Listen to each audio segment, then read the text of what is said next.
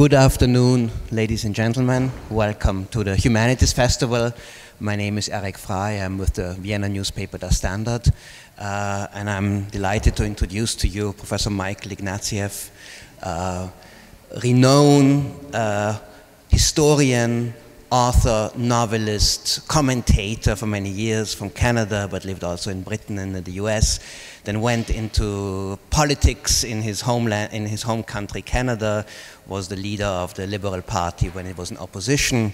Afterwards went to teach at Harvard University, and in 2016 took on the job to become a rector of the Central European University, the university founded by George Soros in Budapest after the end of communism, and which got a very excellent reputation during its lifetime. And what most people, and probably he also thought, was a cushy job before retirement, put him into the eye of a political storm as Prime Minister Viktor Orbán and his Fidesz has tried since 2017 to close, restrict the CEU with every legal and regulative means. And this has become one of the big political battles in Europe, because the current case of the European Union, also based on Article 7, which triggered by now the European Parliament against Hungary, is one of the big main cases held against Hungary is its treatment or its campaign against the CEU. And it is even more than that, because this not only the relationship between Hungary and the EU will to some extent depend on the fate of the CEU, but this is widely seen also as the big battle in Europe between nationalistic populism and liberal internationalism, ideology and movement, and a group of ideas which is perfectly represented by Michael Ignatieff all his life. So it's a great honor to have you here. Talk about the struggle for academic freedom in Hungary, but also beyond. And I would just like to start to get an idea where your own struggle to keep the Central European University CEU open stands right now. What do you think, a year from now, will the CEU still be based in Budapest? I certainly hope so. That has been the commitment. It's a little difficult to say that in Vienna, of course, because Vienna has gone out of its way to welcome the possibility of us coming, and I can confirm that we will have a campus in Vienna effective September 2019, and there are a lot of people in this room have helped that to happen, and it's nice to be wanted. You know, I went to see the rector of the University of Vienna yesterday. He said, "Willkommen," you know, and everywhere we go, the city of Vienna, the federal government of Austria, the chancellor, we've had a terrific welcome from Austria. It's certainly a different feeling tone from the feeling we have in Budapest. So it's a little hard to explain in a welcoming city why we still want to maintain a place in Budapest. Some of it's just stubbornness, some of it's pride, and some of it's just a deep commitment to the idea that our vocation, academic freedom, it's most important to defend that precisely where it's most in danger. And I think that we want to maintain a base in Budapest. We'd like to have a campus in Vienna, a base in Budapest, and even at this late hour, we think it's just possible. What will it depend on, whether you succeed or not? Well, I keep being asked to enter the mind of the Prime Minister of Hungary, and that's not a place I like to go, because he's a master strategist, and I can only imagine what's on his mind. What do I think it depends on? I think it depends a little bit on the Americans. I think it depends on whether the Americans succeed in persuading the Hungarian government that it's really a bad idea to throw an American university out of a European state, a really bad idea to throw it out of a NATO ally. There's some geostrategic issues, in other words. The Americans have made it very clear that they would like CEU to remain in Budapest. That's important. I'm talking about the Trump administration. I'm not, we are grateful for that support. And then the question becomes how much that matters to the Hungarians. So that's number one. Number two, and here it's a little more ambiguous, whether European countries weigh in. The European Commission has been very helpful. We have legal processes in front of the European Court of Justice challenging the legality and constitutionality of this legislation. But frankly, what we need right now is for Chancellor Kurz and President Macron and Chancellor Merkel and people, where they meet the Prime Minister, to just have a little quiet word. This is about politics. All we need is a little quiet word. And the word would essentially be about this. The widest implication here, I think, is about the tradition of Christian democracy in Europe. I'm a liberal, and one of the illusions liberals have always had about post-war Europe is that we built post-war Europe. It's all down to us. We were the ones who created liberal democracy. We were the ones who created the human rights regimes. This is not right. Europe was built after the Second World War by Christian democratic leaders like de Gasperi in Italy, Adenauer in Germany, Franz Joseph Strauss, yes, conservative Austrian politicians, conservative European politicians like de Gaulle. And what's the issue now is whether the Prime Minister of Hungary is consistent with that tradition of Christian democracy, or whether he goes to a very different Christian democracy that is essentially puts in question Christian democracy's commitment to the rule of law and academic freedom. Do you think this is the big choice, and he has to make it, and that's why CEU has become important, because it's a kind of moment at which you have to choose which Christian democracy, which conservatism you believe in Europe. And that's why it's, if I was only a political scientist watching this, I think this is really interesting. Unfortunately, I'm right in the center of it. Now, has the recent vote in the European Parliament to launch Article 7 procedure against Hungary helped your case, or has it maybe even hurt it? And would maybe a suspension or expulsion from the European People's Party also help the future of the CEU? Well, we've never, I used to be a politician, but I know the difference between being a politician and a university president, so I've never called for Hungary to be, Article 7. Is that a verb? To be Article 7 a country? Anyway, I've never called for that and would never do so. That's for elected politicians to do. That's not my job. And I've never recommended, either in private or in public, that the EPP throw anybody out of anywhere. That's, again, not my job.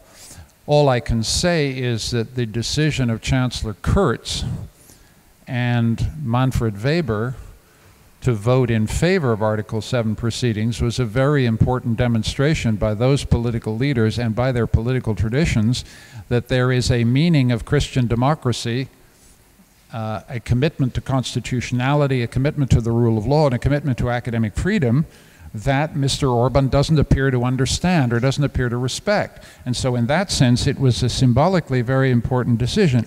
But that was not your question. Your question is what consequences it will have. And again, it requires me to enter the mental space of the Hungarian Prime Minister, and I don't have any idea. There are some people who think it will redouble his, it will contribute to his further radicalization. I don't know. I think I'm allowed to say I think that would be a shame, because if it contributes to his radicalization, I have to move an entire university across the national frontier to this city. And while I love this city, I ask you to have some sympathy for how difficult it is to move an entire university across a national frontier. And let me finally point out what a bloody scandal that would be. To be in a situation where a European member state succeeds in forcing a perfectly respectable, actually pretty damn good university out of the capital city of a European nation state. That's not good. That's not a good sign for Europe. So you should welcome us, and I hope you will welcome us, and you have welcomed us. But if we have to come here because we're pushed out, it's a very bad story about the continent you're proud to be part of. What do you think, what motivates Orbán and his Fidesz party? Why are they targeting the CEU? Again, I'm hesitant to enter into the mental space involved here, but it's clearly a purely political matter. Yeah.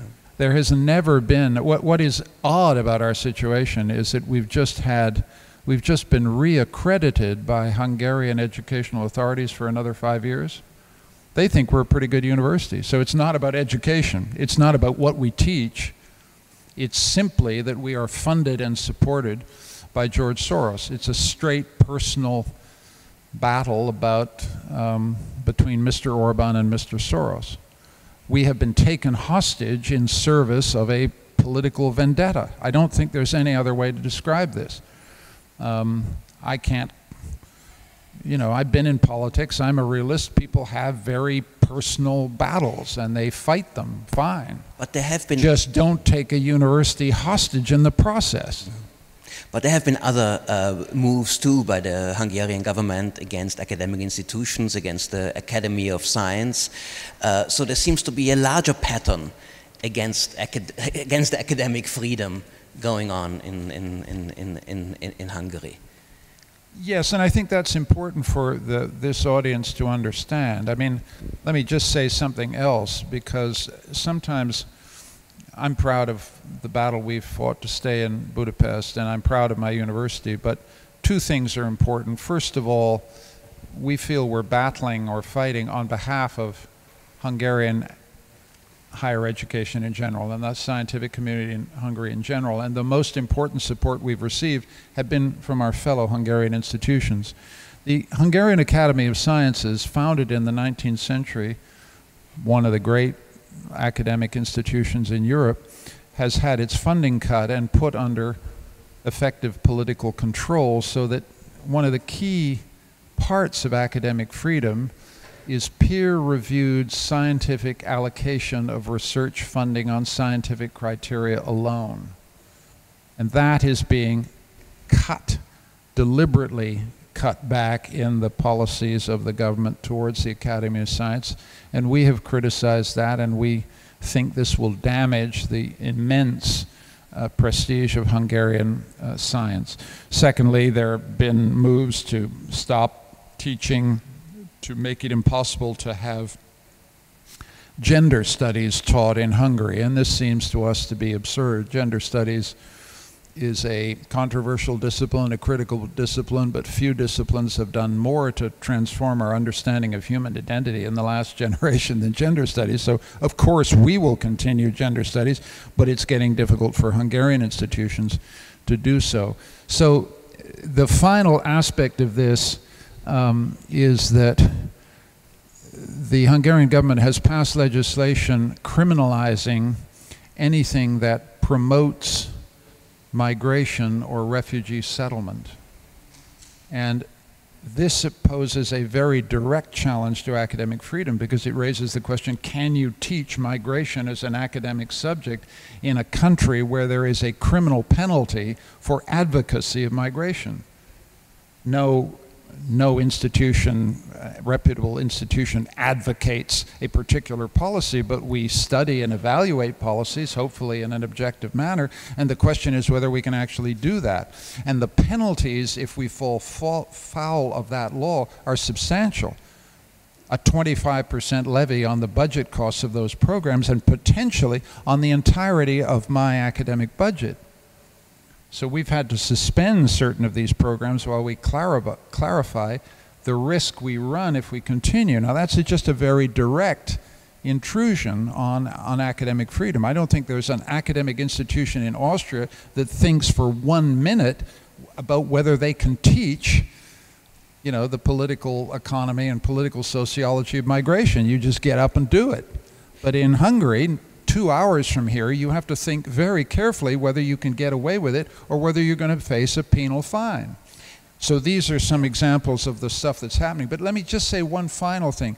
In the next room, there is a woman giving a talk whose husband is in jail in Turkey, right? So it's extremely important for us to remember that Hungary is not the only place where human freedoms and academic freedoms are jeopardized. Hungary is, in fact, in many respects, a free society compared to what's happening in Turkey or what's happening in China or what's happening in Russia. We need to see this in big global terms, and I never want to exaggerate. I want you, as the Americans say, to feel my pain, but let's not exaggerate. Let's keep this in very firm context. There's a much tougher story in the next room.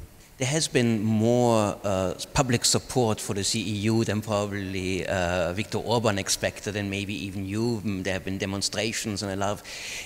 Is there more power in to the civil society opposing Orbán than it's sometimes given credit here outside or even in Hungary? Do you see any hope of a positive backlash? Well, you know, I've been in and out of universities all my life, and I do think the most moving single moment in my life, and I think there are some members of our faculty here, CEU faculty here, who will remember this vividly. There was I think it was a Sunday, and was it May 2017, when 70,000 people walked past our windows chanting free universities in a free society. You have to be made of stone not to be moved by that. So we had enormous support at that period. I think the situation since then has changed. Mr. Orbán has won a very convincing electoral victory in April. He won a democratic election. You may not like it, you may have questions about the election, but he won it fair and sort of square. The opposition to him is very divided and very discouraged. The civil society movements are under very, very great pressure from some of the legislation I've described. So the situation has changed. I don't feel that, I think it's important to remember that, you know, it's funny, sometimes people say to me, do you feel safe in Budapest? I think, what are you talking about? Budapest is incredibly welcoming. There isn't a day in which we don't have a taxi driver or somebody going when you go to your bakery who says, keep going, keep fighting. You know, we have enormous sense of solidarity and affection and friendship from our the citizens with whom we live. But that's not the same thing as can civil society mobilization change Viktor Orbán's mind? Now, he is very responsive to public opinion. But it would take a pretty big demonstration to crack this, and we can't organize demonstrations and never would. It's not appropriate for a university, but I don't want to make predictions about what would happen if this, and I don't want to urge confrontation with the government. That would not be wise. Now, I understand that it's still now, the future is still up in the air. You need some kind of agreement by December in order to be able to accept new students next year. If this deal is not reached, if Orbán does not accept it, is this then the end of the CEU in Budapest? Well, the situation is, under the law that we are trying to get changed, CEU cannot accept new students after the 1st of January 2019. That's in about 2 months, something like that. If I can't get the government to change course in about the next month, I'm going to have to accept the entire incoming class of our master's and doctoral schools to Vienna, effective September 2019. We're a very small place, by the way. We have about 1,800 students. They come from 90 countries. We are exclusively a master's and doctoral school. we're a little mouse compared to the elephant of the University of Vienna or other the great institutions in Vienna. But we would have to accept between 600 and 700 students in Vienna effective September 2019 if I can't get this legislation changed in about the next month. And this would be, the CEU would still continue in Budapest, but as an empty shell, and Vienna would be the main campus? Is this right? Well, the legislation allows us to continue serving people who are already in the restaurant, but we can't take any new people into the restaurant, so that the university could continue to offer our US accredited degrees. We're also accredited in Hungary, and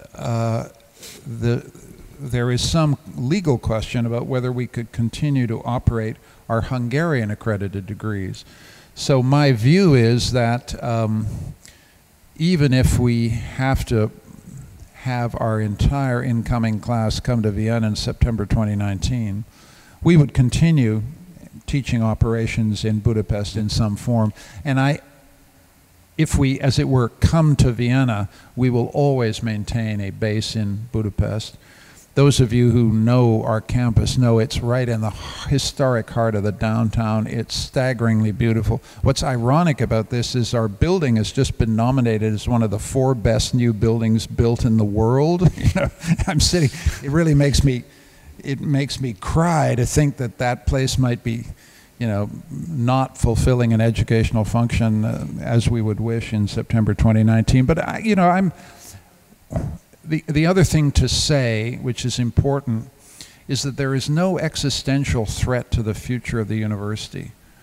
One of the remarkable features about this story is we are not bleeding out, as they say in America. I am able to hire new faculty. They are coming on board. We are not losing some of our very senior and distinguished faculty. They are staying, and we are still able to recruit students from around the world. So this is a university under attack, but it is not a university that is dying. It's a university actually that's come through this extremely well. And we look forward to expanding and growing in Vienna next year. So if there is an agreement before the end of the year, but will the Vienna operation also just make any sense, or is it just kind of a lifeboat, a life insurance, because you never know what will happen in Mr. Orbán's mind? It would be insulting to Vienna for Vienna to think of itself as a lifeboat. No, we do not want to be better than a sinking tanker, isn't that a ship? None of these drop all the metaphors. Okay. The boat is not sinking. We don't need a lifeboat. We would not also be a university in exile. I don't like any of that. If we come to Vienna, and we will come to Vienna in all circumstances. I want to make that clear again. Whatever Mr. Orbán does, we think it's in our interest to have a campus in Vienna and for us to grow in Vienna. For all the reasons that you understand, this is an international financial center, it's an international organization center, it's an international center of research and teaching and learning. I mean, we'd be crazy not to be here, and I sometimes wonder why it's taken us so long to get here. So whatever Mr. Orbán does, we want to be in Vienna. The question is whether it's a campus or the campus. That's the only remaining issue that needs to be decided. It will be exciting 2 months, then also for Vienna to watch what's going to happen here in Hungary. I would like to, since the topic of this talk is the struggle for academic freedom, also in general terms, let's look beyond Hungary for a moment. I mean, you mentioned Turkey. Do you see academic freedom as such? Is it under attack? Is it under pressure more now than it was like 5 or 10 years ago? It's, you know, I've had, to put it mildly, a non-standard academic career. I've never, for example, had a sabbatical. I'm extremely envious. All these people get sabbaticals. Anyway, if you had asked me 5 years ago what I thought academic freedom was, I would have said it's tenure for professors. That is, it's an individual right. It's the fact that once you're Once you pass a certain barrier, you cannot be fired. It's a protection for the individual rights of a faculty member. I now see academic freedom as both that individual freedom, but also a collective freedom for institutions to set their priorities within the limits of the law. In other words, it's about the institutional autonomy of the community of scholars. And it traces back to some of the oldest ideas of freedom we have in Europe, because many of our universities are over 1,000 years old, and they were self-governing communities of scholars, Paris, Salamanca, Bologna, etc. And I think, to your question, it used to be the case that the threats to democracy that we worried about were threats to the freedom of the press and threats to the independence of the judiciary. And I think in the last couple of years, suddenly threats to the autonomy of universities and the independence of universities have come to the fore in two dimensions. One of them is, I think, a broad cultural trend that relates to the fact that we're living through the biggest technological change since Gutenberg in how knowledge is disseminated and reproduced and passed along. We're in the middle of a Gutenberg revolution which has destabilized the authority systems that allocate and determine what knowledge is. And it's not surprising that the university is in the middle of this. We have here, every one of us, the Library of Alexandria in our pockets. And it has a radically destabilizing effect on the authority that universities have taken for granted. That's one phenomenon. The second phenomenon, equally serious, is that through my entire adult life, the story that universities told was that we are the solution to the inequality problem. Get students postgraduate or graduate education, and that's how we deal with the inequality problem in a liberal society. And so access, improving access, lowering the barriers to university education has been an enormous social project for Europe and North America since the 60s. And now in 2018, we turn around and discover that far from being the solution to the inequality problem, we are widely and increasingly and sometimes plausibly regarded as one of the causes of the problem. We are the reproducers of what could be called credentialed inequality. We allocate, through our qualification system, the ticket of entry to every middle-class job and every skilled job in the economy. And because of the stagnation of real wages among industrial workers, the economic transformation of work, we are increasingly resented as the gatekeepers of an unequal system of privilege that reproduces and makes inequality worse. And so these two changes are destabilizing our relationship to the political system. In the Brexit debate, you'll be aware of this, one of the Brexit campaigners said, "We've had enough of experts," famous remark.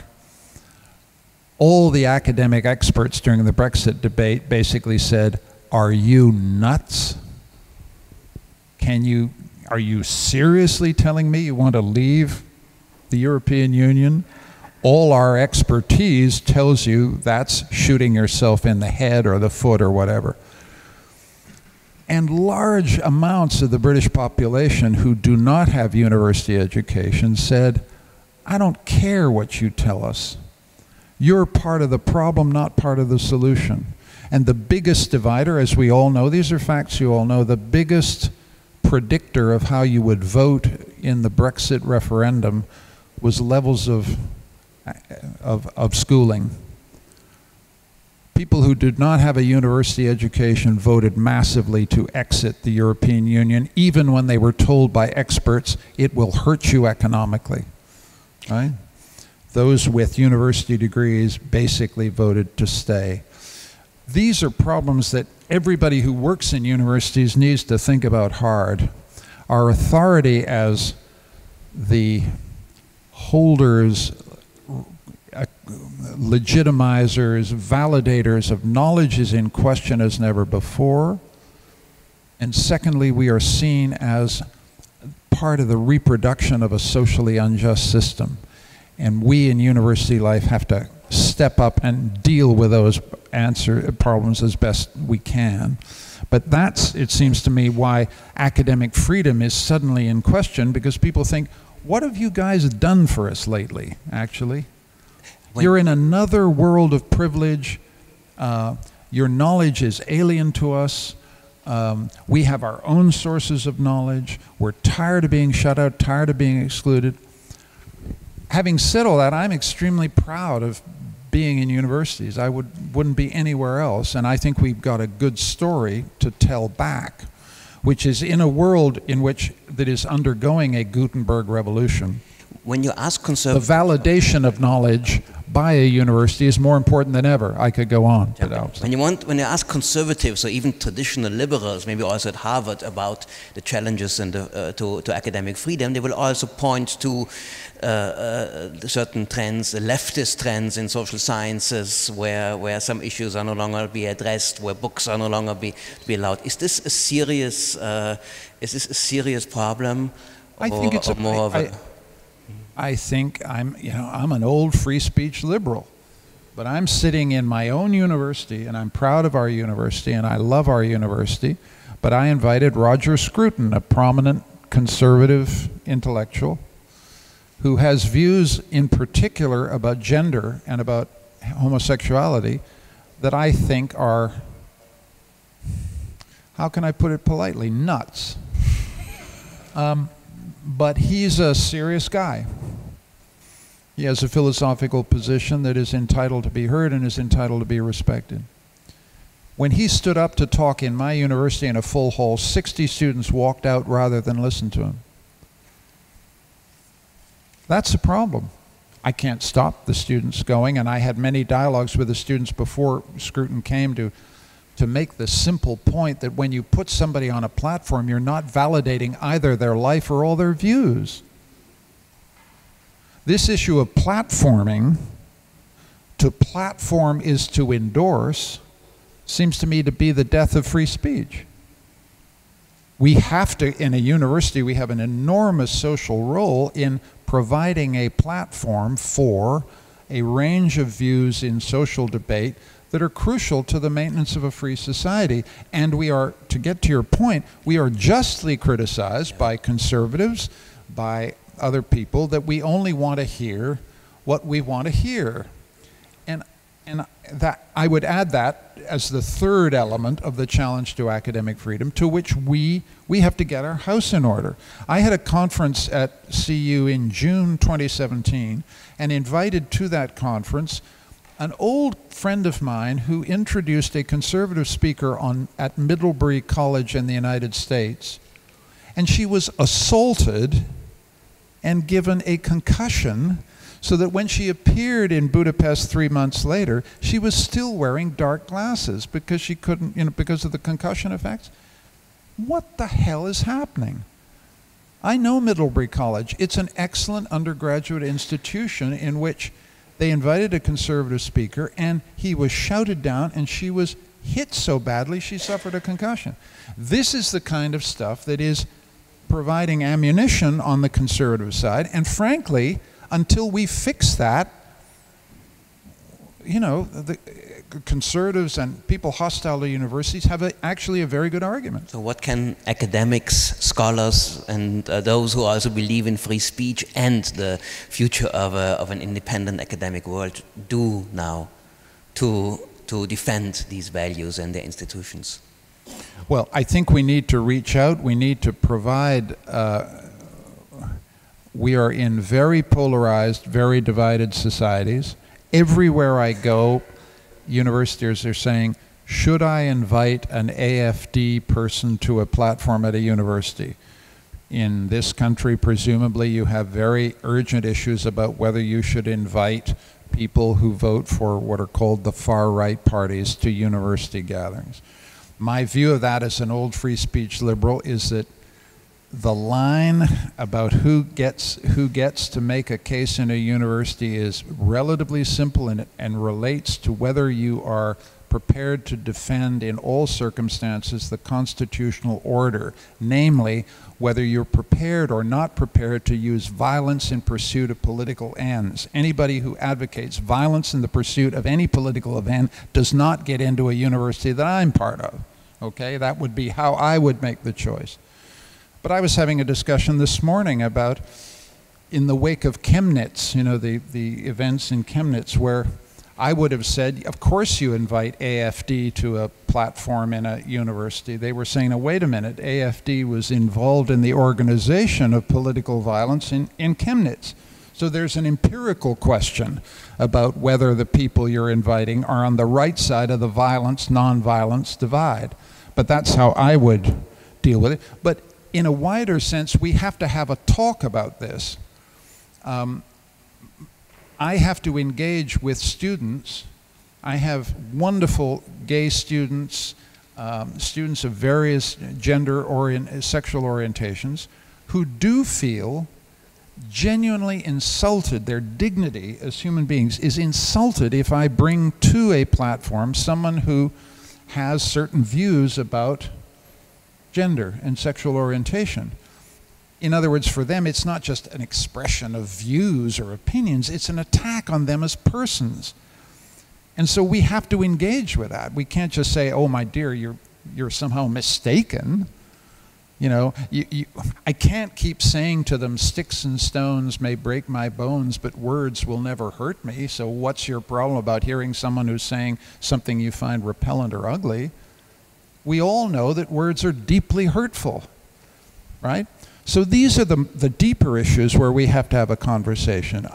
I felt my students were wrong to walk out from Roger Scruton, but I, as a university president, feel a deep obligation to go after them and say, let's talk this through. I understand you're not hysterical.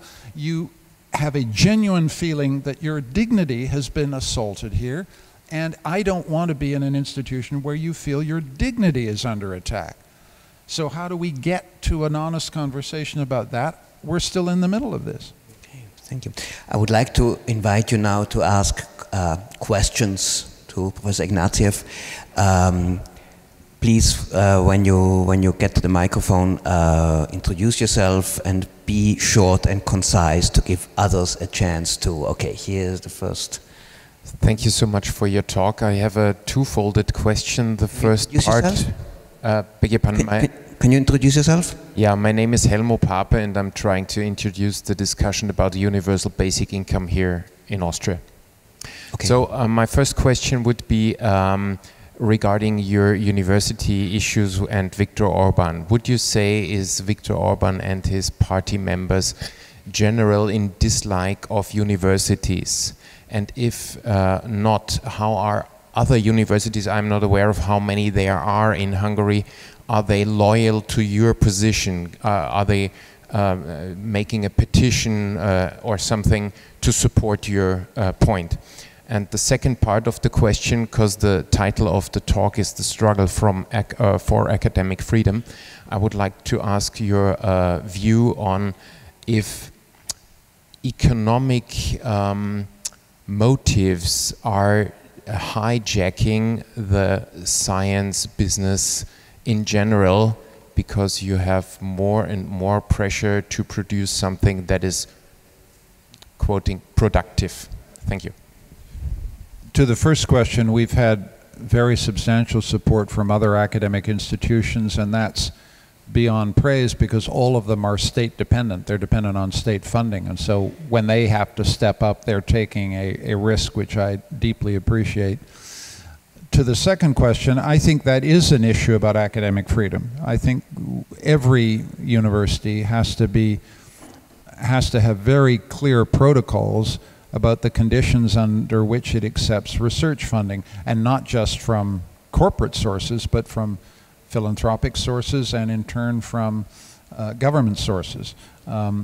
Academic freedom is on the line every time you take money from any source. And so I would, you know, we work with this constantly. We spend a lot of time on contracts trying to make sure we're not going to get caught in making sure, for example, that we have the right to publish anything we want in any circumstance, regardless of the funding source. And this is an active issue. You'll be aware that an American medical school recently got into a huge controversy in which they appeared to be in a contractual relationship with that utterly compromised their academic independence. So yes, that would be, add that to my list of the threats to academic freedom. They're threats from the state. They're menaces inside. We're not defending a pluralist space well enough. We're contributing to the inequality problem, and this is another one, particularly salient in the big research universities. So isn't CEU, a private university, charging high tuition fees to its students, no. also contributing to this to inequality, offering elite education? I'm about to say something flippant, and I hope you understand I'm making a joke. If only we were charging high tuition fees. We have some of the most generous financial support of any university in the world, thanks to our conditions. 84% of our master's and doctoral students receive some form of financial assistance. It's a model we're proud of, but it ain't easy to keep it going. Okay. Any hands in the back? Okay, please. I have a question about the students. Can you just introduce yourself, please? Oh, I'm Manu Radhakrishnan. I have a question about the students who walked out when Roger Scruton came. Did they, I mean, you obviously tried to defend a pluralistic space, but what was their counter-argument? I found the whole spectacle a little dispiriting, because one can see that there's idealism, but on the other hand, one, you know, if you don't hear what someone you don't like is saying, you can't formulate your own counter-response. Well, that's the kind of thing I said back to these students. I think it's about dignity. They want to say, listen, we are gay men and women. This is more than a sexual preference or a gender preference. This is who we are. And this guy gets up, and we give him a prestigious university platform to talk at us, and you are legitimizing this derogation, this attack on our dignity. And it's difficult to argue around that. If you feel that your dignity is attacked when someone says something to you, it's a little difficulty.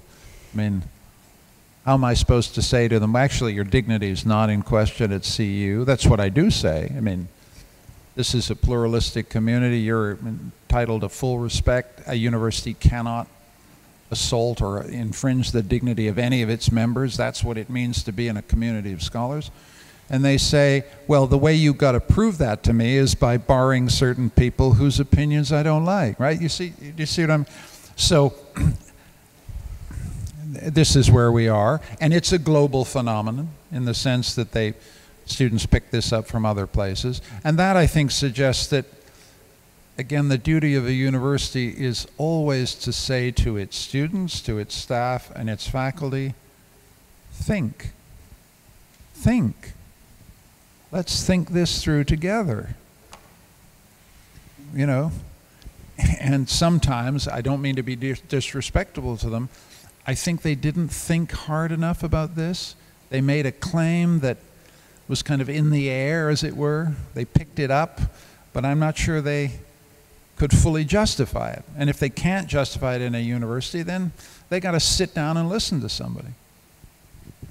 think over there. Hi, my name is Damita Pressler. I'm a journalist, and it's not so much a question as a comment to you and also the previous person who asked the question.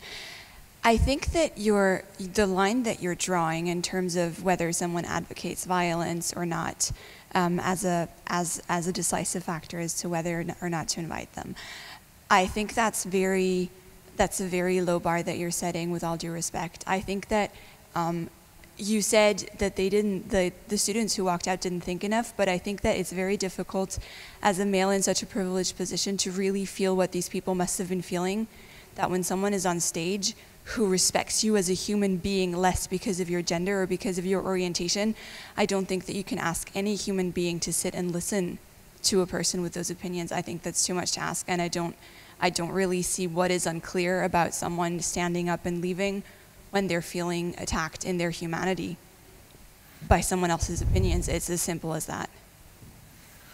Well, that's an important claim about respect, and and I guess what I'm asking is whether respect is actually in play here. In the talk that Roger Scruton gave, there was no utterance of any kind that expressed disrespect to anybody. It was a defense of a conservative political philosophy in context. That's just the context. What they were objecting to were things they found online that he had said 5-6 years in the past. I framed the presentation of Mr. Scruton in such a way as to say he was here to present. It was a particular debate in political philosophy. I framed it in that terms. I made it clear that inviting him did not amount to a broad-based approval of everything he'd ever written. No university can give that guarantee. You're using the term respect and attack in a way that, if those are the terms, then I'm not sure we can hear anybody we disagree with, because at a certain point, disagreement is a fundamental issue. But it is not, in my view, an issue of respect. And it is also not the case that I, as a person in authority, can't adjudicate that question because I'm a white elderly male. We can't run institutions unless the authority of the institution, its commitment to plural debate, is valid irrespective of the biographies and identities of the person who have the authority in the institution. I mean, I accept an obligation to listen to every member of the community, hopefully with respect. But if the conversation is telling me, you can't possibly know what I feel about anything because you're a heterosexual white male, it's difficult to maintain a university at all under those premises, especially a university that has people from every religion, every faith, every gender orientation on earth. We have got all God's children in the room. And we can't have a free institution if persons' perspectives are invalidated. That is, you cannot understand what I feel and what I'm saying simply because of who you are. That takes us into with respect to what I'm trying to engage with you as seriously as I can, because you're mounting a real challenge to what I'm saying, and I take it seriously. I just respectfully disagree. I think, there was a question. Yeah.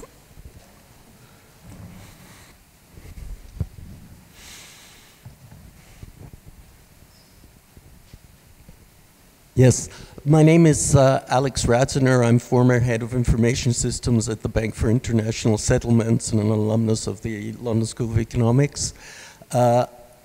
There is a big debate going on about equality and equality of access, equality issues. You've raised them very much at the beginning of your talk.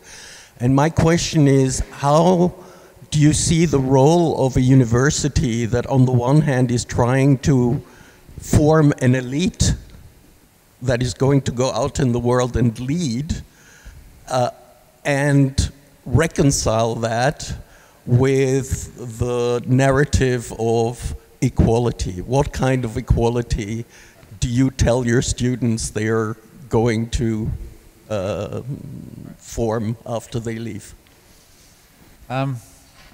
I hope I won't be heard as being complacent when I say I'm an elitist egalitarian.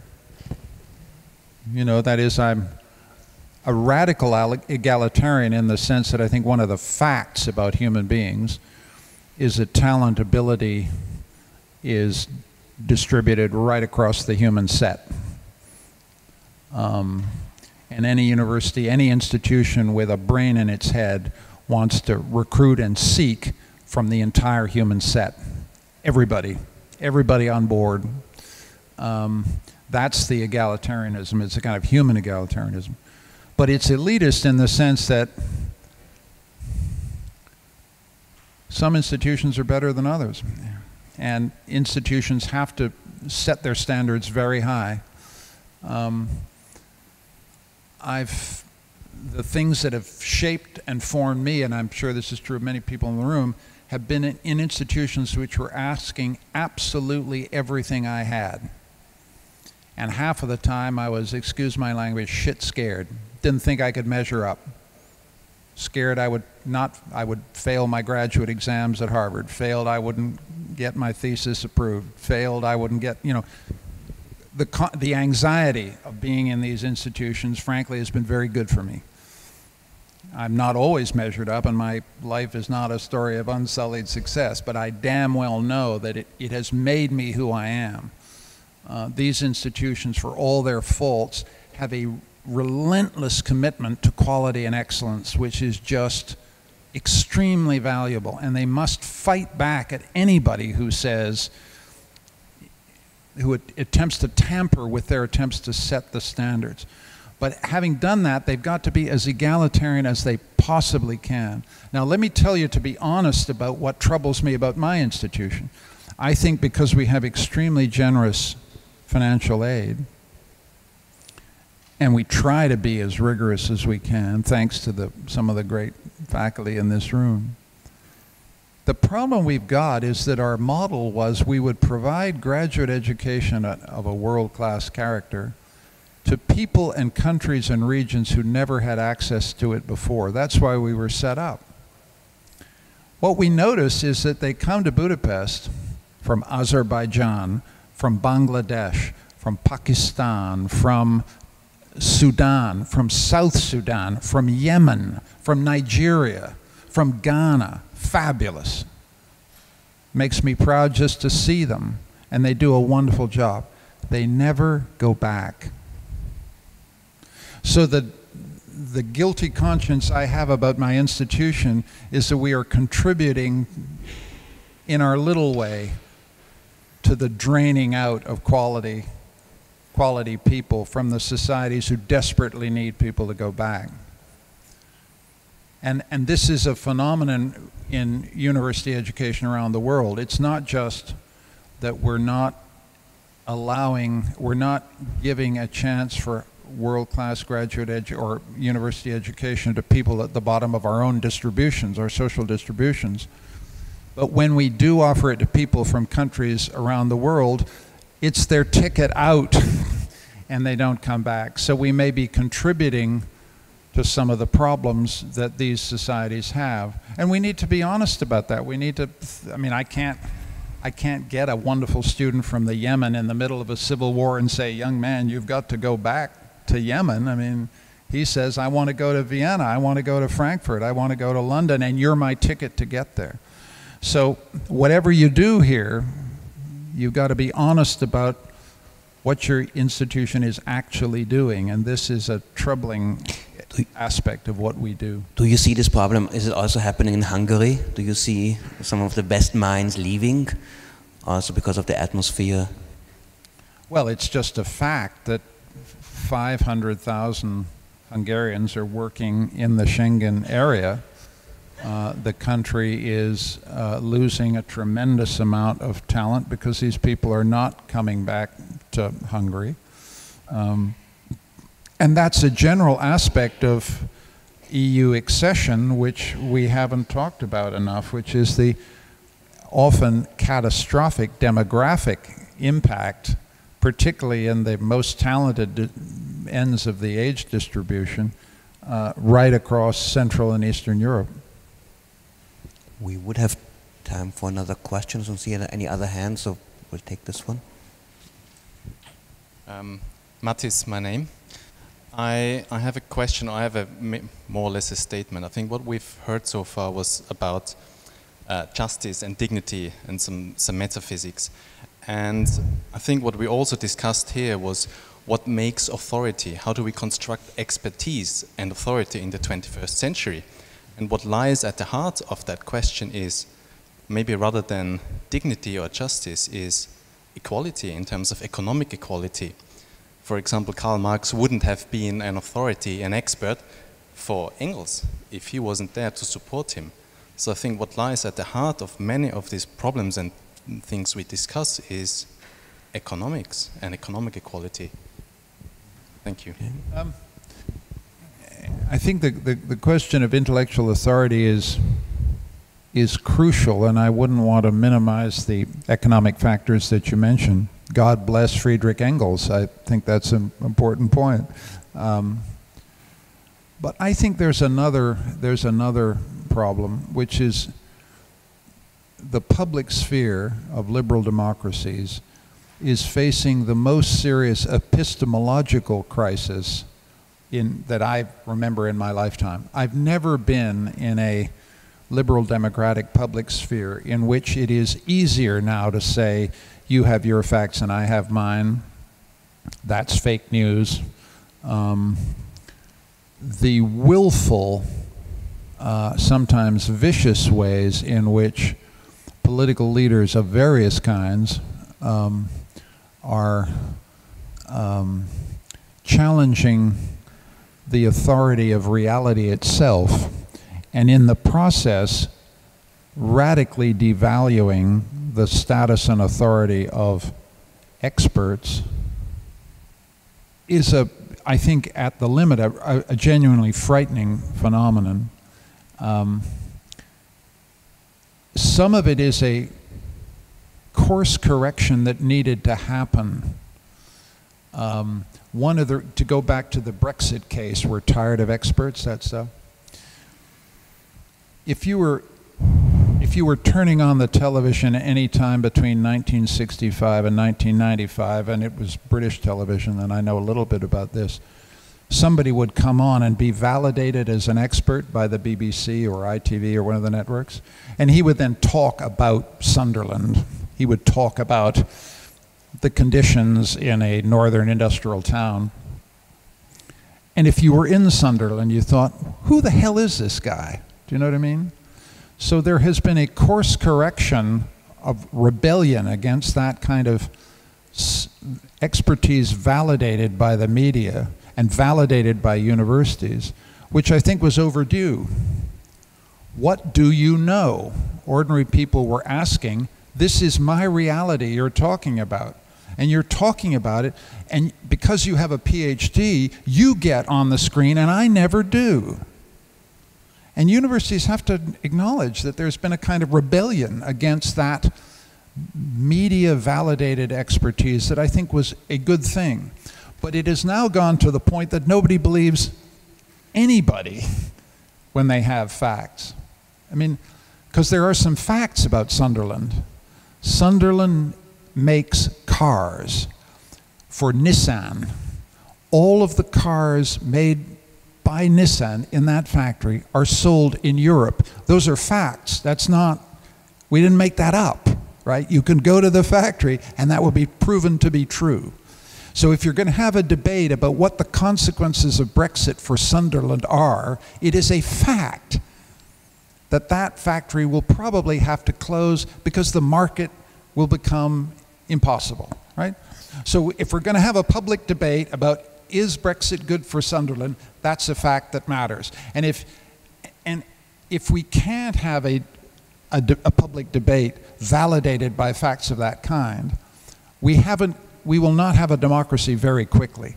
And I think that's what I mean by the epistemological crisis. And the university is front and center. And we have to ask how we can contribute to a public debate without being a bunch of charlatans or whores. I use my words advisedly. One of the temptations of intellectual life is we get invited on the television to be experts, but we actually don't know anything about the question they're asking. But we're happy to be there because it's good for our careers, right? The discipline of sticking to what you know is what validates expertise. The minute you succumb to the temptation to start being an expert about Sunderland, which you've never actually visited, you begin to betray not just yourself and your own ethical rationale of academic life, you betray the whole profession. And we've got a lot of that.